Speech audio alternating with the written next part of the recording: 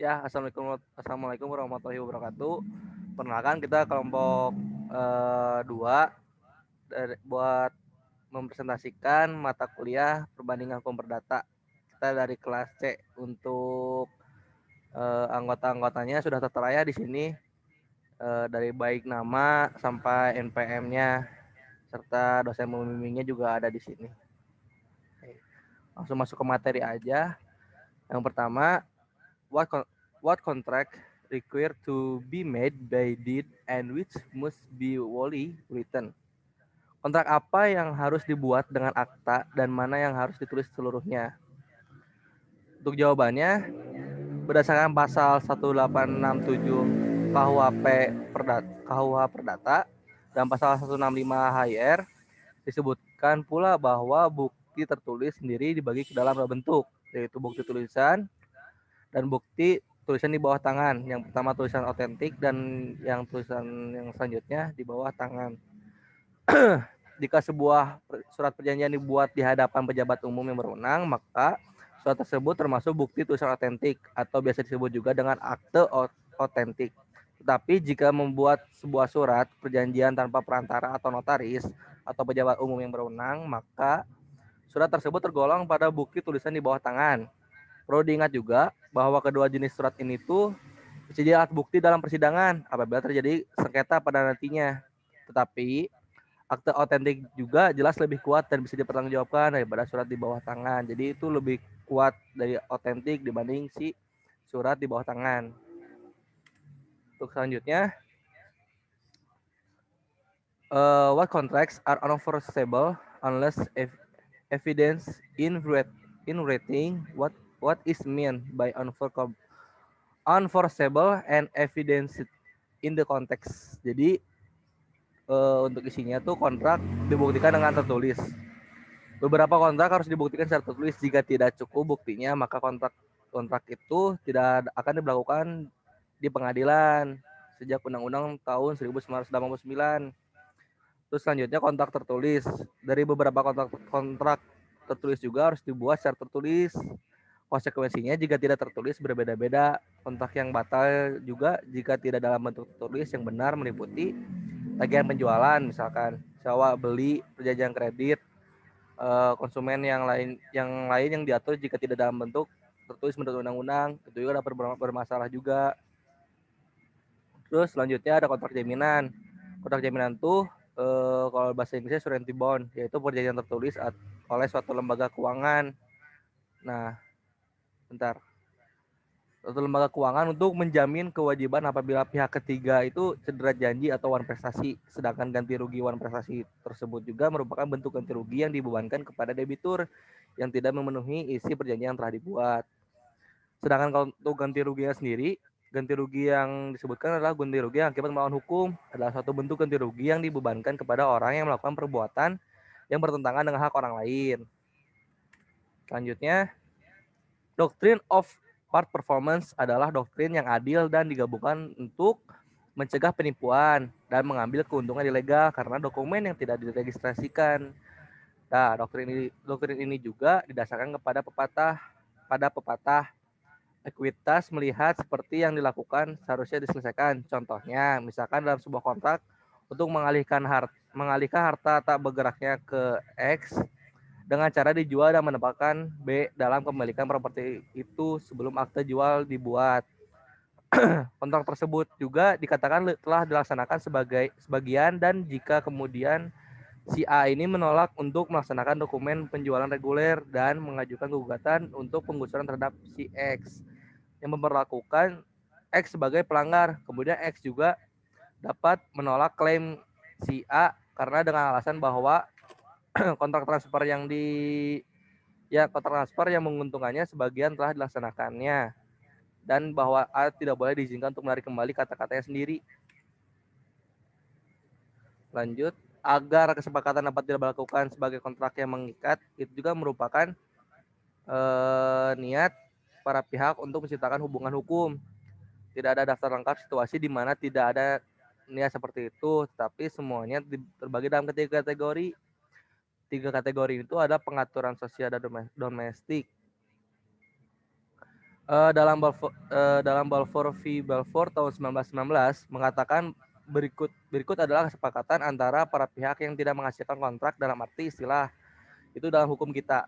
Terus yang B-nya, anggapan ini bisa dibantah. Kesepakatan suami untuk membayar uang kepada istrinya dapat menjadi kontrak jika para pihak dipisahkan.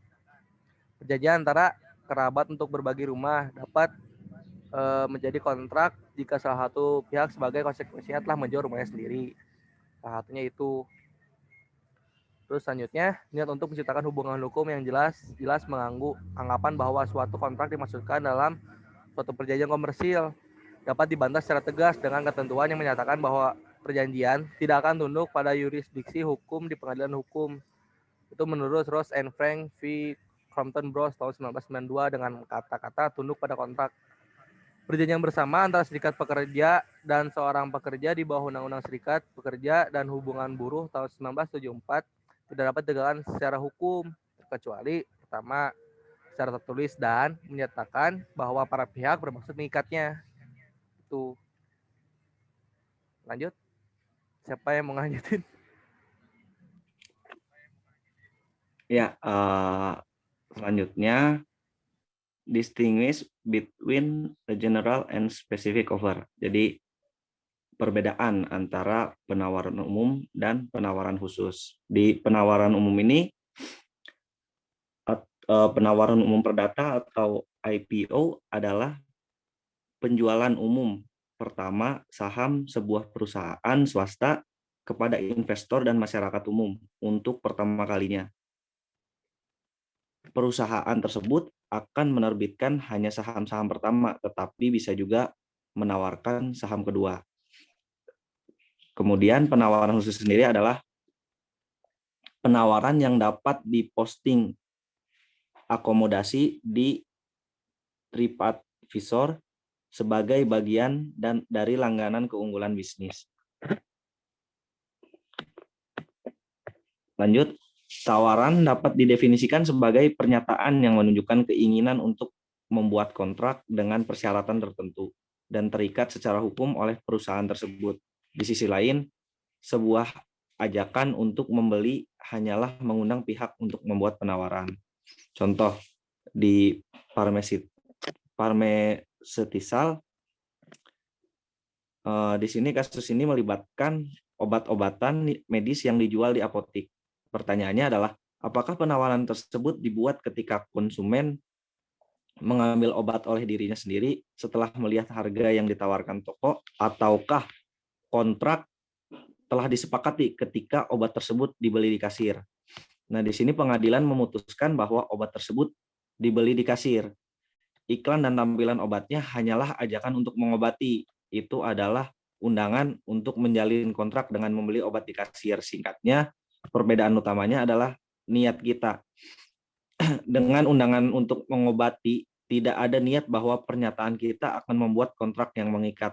Sedangkan dengan tawaran yang ada. Kemudian, apply the rules of offer and acceptance to the following situations. Bidding at an auction. B. Putting a coin into a slot machine. C. Display of goods in shop window with the price market. And D. Prices market on goods in a catalog. Pemberi penawaran dan penerima penawaran yang dibuat oleh pihak pemberi penawaran kepada penerima penawaran adalah pernyataan kesediaan untuk terikat pada persyaratan tertentu yang ditentukan. Tawaran tersebut mungkin lisan, tertulis, atau tersirat pada perilaku.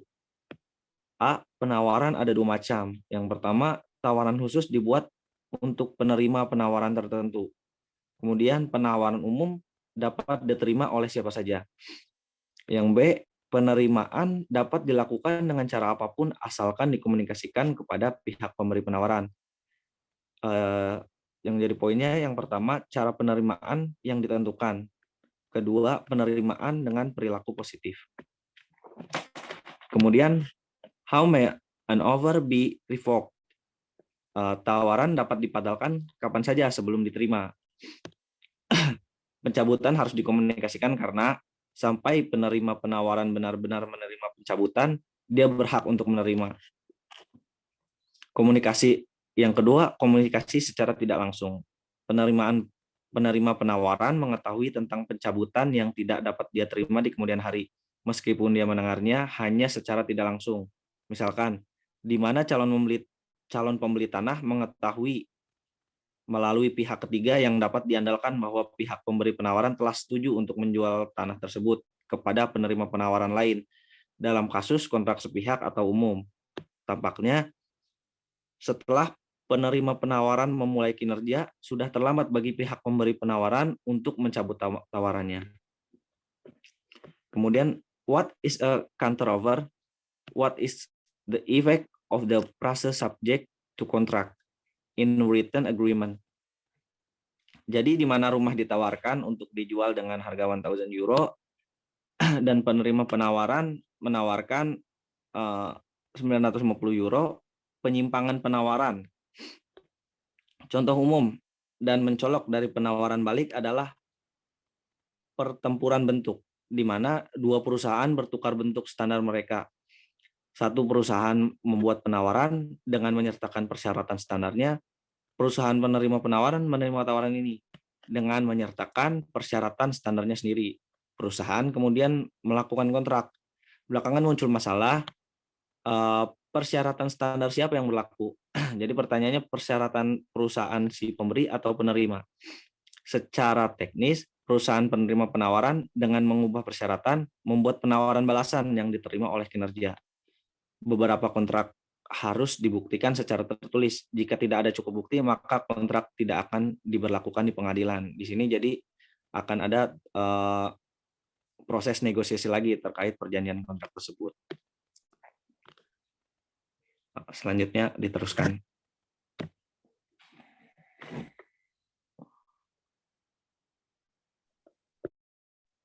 Selanjutnya, comment on the statement that there cannot be contract to make a contract.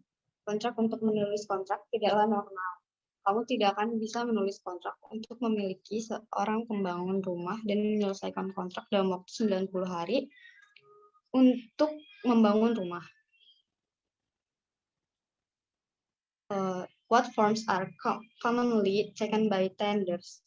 Bentuk tender adalah sebagai berikut. Yang pertama ada penawaran tunggal, tender untuk membangun pabrik, dan penerimaan tender semacam itu merupakan kontrak. Yang kedua ada penawaran tetap, tender untuk masuk barang sesuai kebutuhan. Dan di sini penawaran harus menyediakan bagaimana dan bila disepakati kapanpun pesanan dibuat, tetapi dia tidak dapat memaksa sama sekali untuk membuat pesanan. Kemudian, misalnya A meminjam 1.000 dan B untuk digunakan dalam bisnisnya dan mengatakan bahwa jika bisnisnya bagus, dia akan membayar 1.200 dalam waktu sebulan. Dia memiliki bulan yang sangat menguntungkan tetapi menolak untuk memenuhi janjinya. Bisakah B menegakkannya? Nah, pada kasus tersebut di mana A menolak untuk menepati janjinya untuk membayar lebih dari yang ia telah pinjam, menggugat A karena hal ini sesuai dengan salah satu karakteristik of consideration, yaitu yang artinya melebihi kewajiban yang sudah ada. Jadi meskipun A sebelumnya menjanjikan untuk membayar ganti pinjam lebih ketika A membayar lebihnya, maka B tidak dapat menggugat A karena A tidak punya kewajiban untuk membayar melebihi kewajiban tersebut. Kemudian yang terakhir ada di bawah judul artikel dijual, di sebuah surat kabar A mengiklankan sebagai berikut. Kondisi baik beserta nama alamatnya. B melihat iklan tersebut dan mengirim cek senilai 500, mengatakan dalam suratnya, jika saya tidak mendengar yang sebaliknya, saya akan memastikan bahwa mobil itu milik saya dan akan mengambilnya besok. Apakah ada kontraknya? Bahwa dalam kasus tersebut, B langsung membayar sejumlah uang sesuai yang ada pada iklan penjualan mobil tanpa kesepakatan dari penjual A. maka dapat dikatakan bahwa tidak terdapat kontrak di dalamnya. Karena seharusnya dalam suatu kontrak perjanjian jual beli di dalamnya harus ada persetujuan yang mengikat antara pihak A sebagai penjual dan pihak B sebagai pembeli sebagai bentuk keabsahan dari kontrak tersebut.